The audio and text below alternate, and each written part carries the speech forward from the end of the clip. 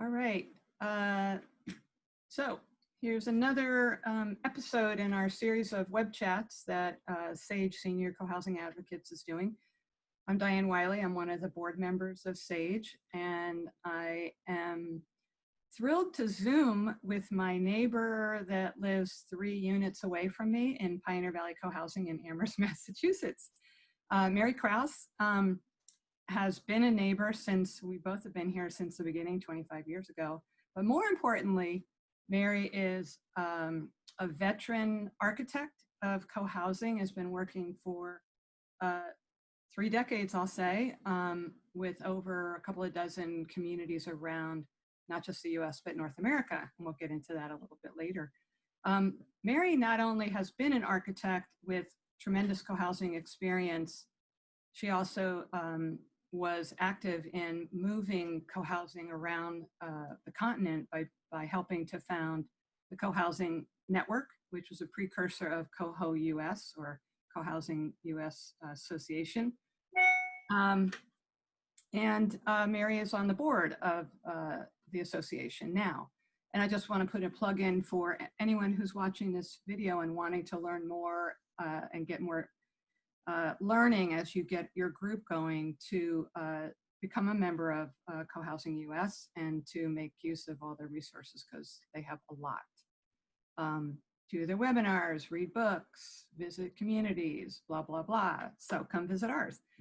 So Mary, do you want to add to my brief bio of your experience? And thank you for doing this. Yeah, no, thank you. I think you covered it. I mean, one thing I'll say is that living in co-housing for 25 years and also having been part of our co-housing group while I was one of the architects for the group, I got to experience what it's like being in the development process, and just all of the joys and stresses and that are involved in that as a member. So that's been valuable to me, professionally as well, just in terms of understanding what people are going through. That's a really important point. I think that probably does add to your nuanced understanding of helping a group as a co-housing architect, as opposed to a traditional architect that may do multi-unit housing developments, but don't have the complexity of an active resident group working on that. And you were on the development team for this community, and we did have some expertise in our community, which we certainly made use of. But that doesn't, I will say, you don't want to substitute the expertise in your group for the professionals that you need on your team. So could you just outline, for people who are not experienced, like I wasn't, in doing a multi-million-dollar housing development, who are the team members besides an architect? Right. I mean, one of the most important team members is a development consultant. And I sometimes feel like I have this broken record refrain with co-housing groups. You need a development consultant. You need a development consultant.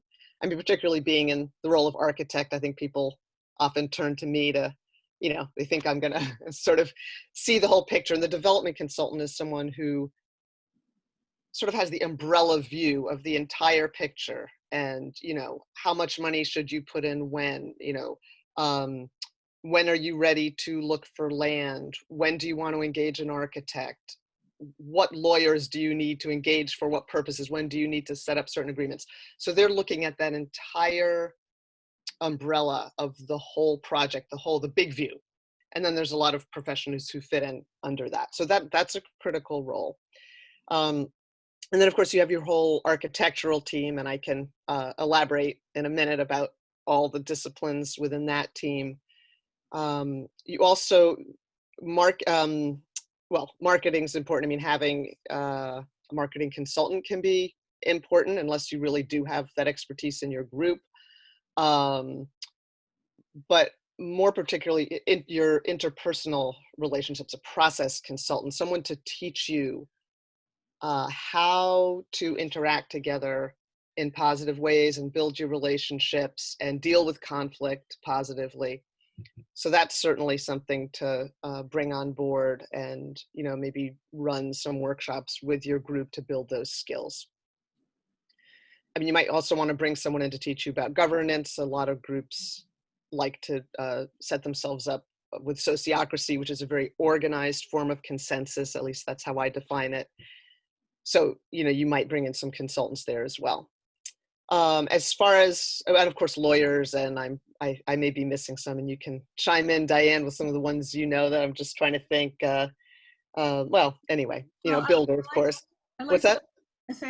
I like that you're making the point of I would say more hidden Yes. team members, which our group, I think wisely, maybe naively, we didn't know how important it was to get trained in conscious communication, conflict resolution, decision making.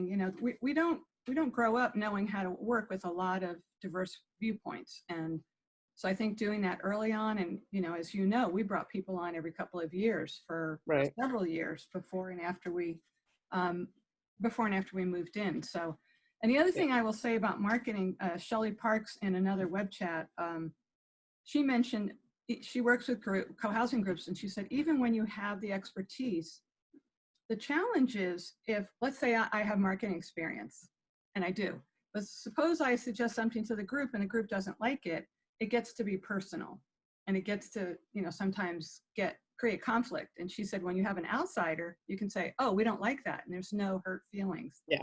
So I thought that was kind of an interesting, and you can bring on consultants on an hourly basis or through a scope of services. So Yeah.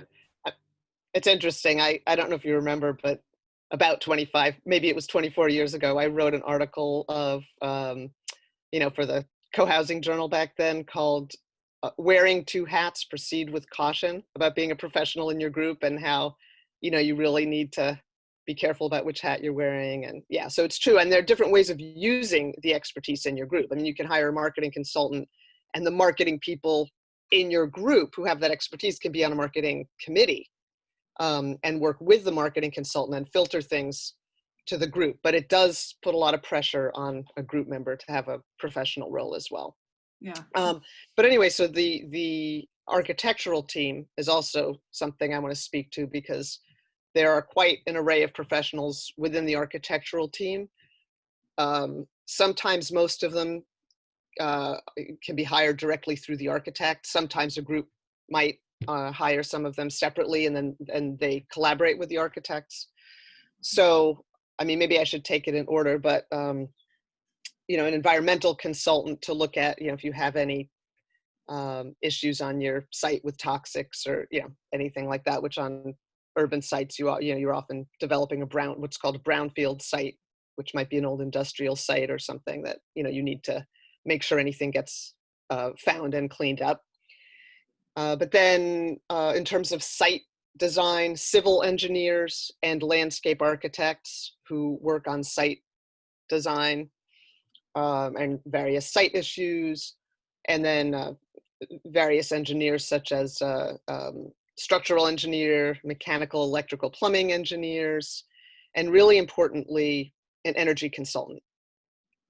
So someone who is really understanding the energy performance of the building and collaborating with the architect about that performance. So that's someone who's really going to keep you on track. And some mechanical engineers have that expertise, and some architectural firms, might have all of this under their umbrella. I'm just trying to think if, I think that's a probably good most of them. top level, so we don't overwhelm Yeah. people who are watching this. I want to go back to something you said earlier. You said, wearing two hats, right? Right. I talk a lot about wearing three hats when you're developing a community. One is you're a member of the community, you're an investor in the community, and you're a business partner, right? So you have to understand what you're doing from a business point of view and the kind of decisions you're making as a member of a business. And then as a community member, you're making decisions for the group and with the group. And then as a member, as an individual, you're making decisions. And I think those get blurred a lot of times, particularly when you're designing your home versus designing your common house. You have to change hats sometimes of cost, or what's going to be the best in the common house, it might not be best for me with my member hat. So I like to talk about you're wearing those 3 hats interchangeably all the time through the life Yeah. of the project. No, that's really true. And even, saying what hat you're wearing can be helpful. I mean, I remember when I was working on the design for our unit type, remember, we were in the same unit type, and I was, working with all of us who wanted that unit type. And I remember specifically saying, okay, as a homeowner, this is what I want. This is the kind of design direction I want. Okay, now as an architect, as your architect, when I hear all 5 or 6 of us talking, here's a might work best for all of the, requirements that we're talking about. But I mean, I literally would say that, and sometimes that can be helpful to, even inject what you're saying, Diana, is really valuable, and it's a really valuable thing for a group to understand or sort of interject as part of their culture, so that people almost feel free to say, this is the hat I'm speaking from. I think that's really valuable. That's great. And the last note, I want to do that till we change topics, is you well know in group meetings, the facilitator would have to say, I'm taking off my facilitator's hat. Exactly. I'd like to make a comment as a member. And again, that comes from training, from understanding where are you when you're making a comment, to be really, develop really good boundaries around, this is my personal opinion. Now I'm going to be a facilitator where I'm not going to interject my opinion, so there's those. And I think we even joked around. We had a hat with 2 brims. Do you remember that? Somebody found a hat that turned back and forth. Yeah, that might have been during one of our rituals after we moved in, was it? It could have been. I just remember it being such a metaphor for the work you have to do as a member of a cooperative community and an individual. And we move in as individuals and have to learn to shift. So anyway, it's a good hat discussion. It's really important. It's really important. And that clarity can help you, it can help you to navigate, because then you're not, it's sort of like, okay, as a member, I'm worried. And that's, yeah, exactly. So I want you to share with us the different models of how an architect works. Most architects don't have the experience of working with a co-housing project. There's many architects that have done multi-unit developments, which is what co-housing is on the surface, but they haven't necessarily worked with 20 homeowners or 30 homeowners at the same time, and to create something very different than a subdivision. So Right. Could you talk as an architect of the ways that you have worked with co-housing groups, knowing that we're targeting kind of newbie people who are, at the beginning of the pipeline of developing a project? What are some considerations?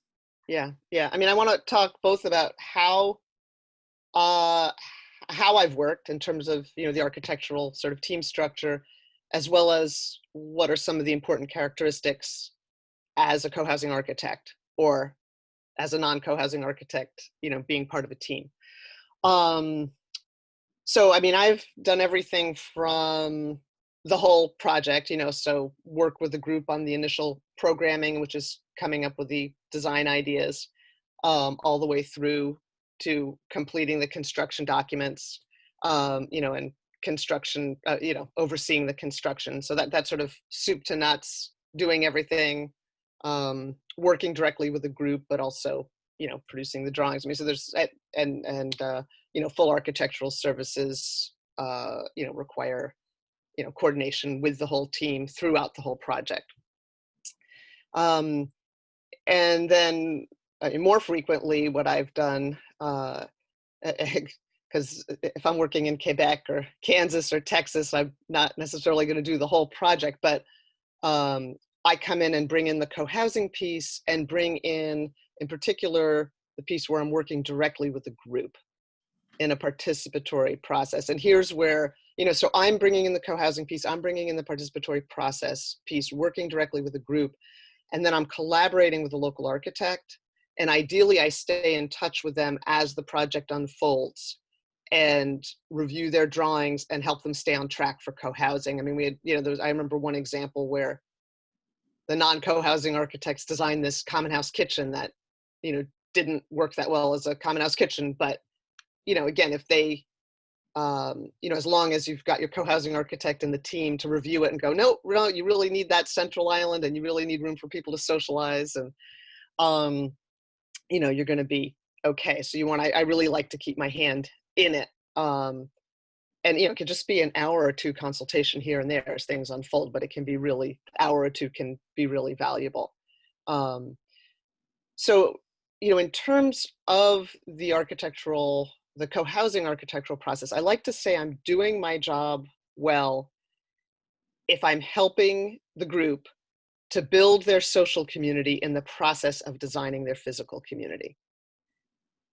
And so that involves, I think we touched on it a little bit in terms of facilitation, but it involves, I'm essentially holding a space for the group, helping future neighbors make decisions together in what could be a stressful, often is a stressful situation, but helping you to build your relationships. So helping you to, instead of saying, that's a stupid idea, we can't have that, supporting you in saying, wow, I'm really afraid that if we do what you're saying, I won't be able to afford to live here. So just modeling those kind of I statements, modeling, setting the tone for speaking from the heart and feeling safe. I mean, it's holding a space where people feel safe to be a little bit vulnerable and say what's really going on for them. I just want to give a favorite vignette of, when the group is working well, this is what happens. And I'm not going to take full credit for this, but, you want an architect who can support that. And you also, want to be doing the training that Dyan and I talked about before, so that that also helps you have those skills. I mean, I'm kind of supporting you in those skills as well without giving a formal training. But if you have those trainings, it helps you too. So this example, I was working with this group, an urban group, and they wanted to have what we call home offices. It's, so offices offices at home in the co-housing community. And there was one person who definitely wanted a home office, and her vision was that it would be right in the common house. And so that she could relate with people while they were, going to and fro in the common house during her workday. And that was really close to her heart. It really mattered to her. But then, as we did a go round talking about the location of the home offices, there were several people who were very concerned about, here they are in this urban environment and people's businesses bringing people off the street. We don't know who. They felt a security concern. And so, it came full circle. And then I went back to her and said, after you've heard all of this, where are you sitting? And she was like, well, I'm not going to stand in the way. She could hear that that's what everybody else really needed in spite of her dream. But what happened at that point is a couple of people came up and hugged her. And when we did at the end of the meeting, we always do what went well today, what didn't, what could have been better. She said that it meant so much to her that her future neighbors, instead of going, good, we got what we wanted, they were compassionate towards her for what she had lost. Anyway, so that's what you're aiming for. And that's actually part of the architectural process as well as part of your whole process. And I can, it sounds like co-housing architects really have to have a whole lot more tools in their toolbox.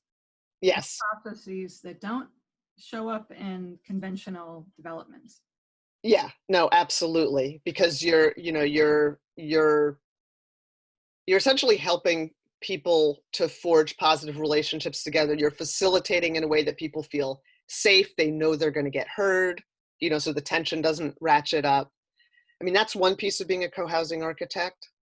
And it's also, one thing I, like to say too, at its best, you also want to, I feel like this is not just co-housing architects, but anyone who's facilitating, that you want to be in a place of compassion. So that, because people can feel that and then they feel safe, and caring about everybody's needs, even that person who might have some ideas that, could derail the project if you're not careful, but instead of like, oh, I gotta, rope this in, really trying to understand where's that person coming from, what matters to them. They may not get what they want, but, rather than as facilitator getting worried about, what's going to happen, going, oh, wow, they're really caring about something right now. And what is that? And how can I support them while, I'm also bringing the group to a conclusion that makes sense for the whole group. So there's that whole piece, the facilitation and facilitation skills and the community building skills. And then there's also, of course, the knowledge of co-housing architecture, which is very specific. And, one thing that I do when I'm facilitating for a group, after, I don't know, not too many, pretty early on, after a number of years working with co-housing groups, I started feeling like I was dragging people through this process of reinventing the wheel of like, oh, we're going to need, in our common house, we're going to need a kitchen and we're going to need a great room. And, oh, wow, the kitchen and the great room should be next to each other. So like, you know what, I know that, and there's a lot of things, there's a lot of just good design principles for co-housing that, you're hiring me because I have expertise. I don't need to like ask you to reinvent it all. So what I do now is I actually pre-write some suggested language for your design program. Like, for example, in the common house kitchen, I suggest that you have a central island so that you can all gather around it when you're preparing food and it's much more social. Or that you have a gathering area right outside the common house. There's certain things and certain qualities of the different spaces. The acoustical protection in the great room so that you can actually hear each other and not have your dinners be too noisy. So I send out a lot of programmatic language plus a whole number of questions about your preferences ahead of time, and then analyze that ahead of time. And then you get to see that ahead of time too. And so I come into my weekend workshops already suggesting, based on the group's response, suggesting, here's where it looks like you really already have consensus. Everybody wants 2 guest rooms. Let's not spend time talking about that. But there's 3 people who really want home offices. And there's 2 people who think home offices in the community, having home offices in the community is a terrible idea. We need to talk about this, So it focuses your time on the things you want to talk about. But again, it's bringing in that expertise. So, someone who knows co-housing, whether they do it through a design program ahead of time, which I do, not all co-housing architects do that, or whether, they do it through the course of working with you and giving you recommendations that work well. I really love that, because the way you talk about how to use time as a co-housing literate architect is you make space for the interpersonal building social fabric, and you streamline the sort of no-brainer stuff, because you can say, this is based on 50 communities or 100 communities. Let's save everyone's time with the known stuff. So I think that the way that you've evolved that technique is really cool, and I wish we knew it when we did our community 25 plus years ago. Yeah. We kind of slogged through it. We happen to have a wonderful local architect, but he was kind of baffled a lot of times, Bill, of okay, and we kind of lurched here and there and everywhere, getting to where we finally got to, which was great. But I love that things have been streamlined through strategic tools like a survey. I saw the one you did for the community in Quebec, and you had done it in French and English, because I was advising a community in Maine, and said, oh, you should get in touch with Mary Kraus, because she has this really cool survey process that really hones down, and you said it very well, it hones down to the 2 or 3 issues that really need some conversation. So right. I think that's really cool. Yeah. Is there anything else? So you've talked about kind of the spectrum of architects working from the soup to nuts end to very targeted Right. advising, and maybe coming in to do the programming workshops. Can you talk about that? Because programming, is a little bit of jargon.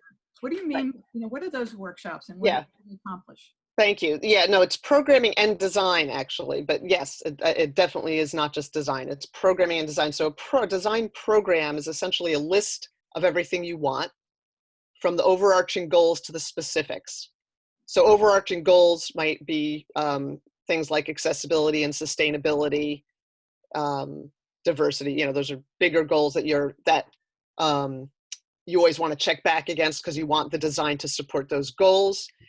But then there's specifics like, we want a 5,000 square foot common house with, a kitchen that's about 400 square feet. And in the kitchen, we want to have a commercial dishwashing system and da da da da, or we want, this many, we want 30 units and half of them should be townhouses and, the other half should be in a building attached to the common house with accessible by elevator. So it describes what you want, and it also can describe it in, as I said, in some detail. Certain rooms might need to face south, or the gathering area in front of the common house might need to have some shade, or so it's the things you want plus the qualities and relationships between those things. Mm. So that's the program. And so, yeah, during the design workshop, you're coming to consensus on the program. For instance, yes, we do want 2 guest rooms in the common house, or okay, now we decided we do want those home offices, but they have to be in a separate building, or, you define what you want. And as I said, the process that I use, we define a lot of that ahead of time through, the survey and group feedback. And then we just, it's quick consensus on the weekend for the things that were obvious. But then the design part of the workshop, one of the most fun parts of the workshop is you do a site design and you have little blocks, either that represent homes, individual homes or townhouses or even apartments, little flat blocks that you can stack as apartments, and blocks that represent the common house. And you as a group get to work on different designs together. And it's a really nice way to kind of get in touch with your site and take more ownership of it, connect with each other. It also makes you a better client for your local architect or whoever your architect is, because you start understanding what some of the limitations are. You see how hard it is to get in all that parking, and the green space in front of the common house, and to have as many of the homes face south as possible, and to have some kind of access that relates to the larger community. So you start seeing what those challenges are, and then you can much better interpret what your architect brings back to you. But the weekend workshops are a combination of different discussions, exercises, small and large group discussions, hands-on. So these are intensives that in a Right. concentrated period of time, Yep. with the knowledge that you bring to them, which is their information, to kind of teaching people both the interior options, but also the relationship between building and land. Yes, Building exactly. outdoors and Yeah. The um, the workshops, the main workshops, there's a number of workshops that I run, but the 2 most important ones are the site design and the common house design. So, and when I'm running those, if I'm doing it as a consultant, I like to have some of your local professionals there. So with the site design, it might be your landscape architect or civil engineer, and it might be your architect too. Hopefully, as many of them as possible, so that they can see what you're, so that they can have the benefit of that and of seeing how I'm working with the group, but hearing what the group is saying on their own, not just through me. And I also involve them because one thing that I do during the workshops, once the group comes up with different design ideas and the group has a chance to give feedback on each other's design ideas, I will go aside with one or more of the local professionals, and then we digest it and bring it back to you and say, here are the couple of ideas that look successful and look like things that you would like. Here's some of the patterns that are coming out of your work that we suggest, and which of these would you like us to carry forward? But anyway, so the site design is a weekend, the common house design is a weekend. Unit design is not as important. but sometimes that's one weekend, sometimes it's 2 weekends. The first might have more to do with the individual units. The second might have to do with how to combine them into buildings. But those are sort of and it may seem contradictory, but the most important thing is designing the site and the common house together. And it's really important, I believe, to design the common house first, because then you can see everything you have in common. You can focus on community, because we're coming from a culture that's more individualistic and more house focused. And the house is not what it's about. That's not like, you can kind of, customize your own house after you move in and do whatever you want and And enjoy it. But yeah, you need the community. I mean, it's like the community's gonna be, yeah, it's a huge mental shift. It really is, because yeah, people yeah, can relate to my space versus our space. And I also just want to point out, common house is really a generic term, because in urban designs, it's yes, not a house, it's a common space, and maybe some of that is decentralized, where you might have the kitchen yes, dining that's right, room, and then there's a art room on the right, floor below, or bike shed yeah, is, right, so it's yeah, yeah, exactly. So in that case, and I might even name it common spaces designed for that workshop.